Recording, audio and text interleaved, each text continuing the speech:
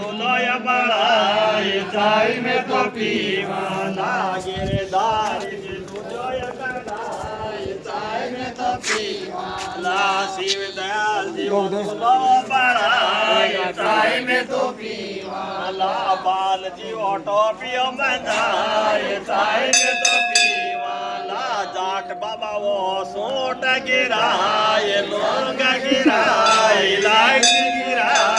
चाय में तो पीवाला रे डबल गिलास चाय में तो पीवाला तेजा बाबा वो चाय पिलाए चाय में तो पीवाला नाग बाबा वो दूध पिलाए चाय में तो पीवाला पेमल माता ये रोकड़ा भी जाए चाय में तो पीवाला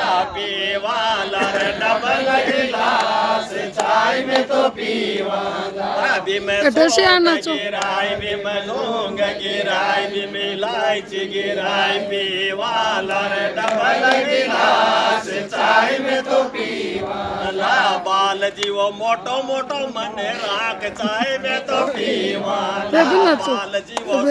सुजो चाय में तो पीवाला रामेश्वर जी होठ सुजाए चाय में तो पीवाला सरपंच जी वो सुनाए चाय में तो पीवाला डबल गिलास चाय में तो पीवाला भी मैं सोट गिराई भी मैं लौंग गिराई भी मैं इलायची गिराई पीवाला रे डबल गिलास चाय में तो पीवाला तेजा बाबा वो चाय पिलाए चाय में तो पीवाला पेमल माता ये रोकड़ा भी जाए चाय में तो पीवाला नाग बाबा वो दूध भी जाए चाय में तो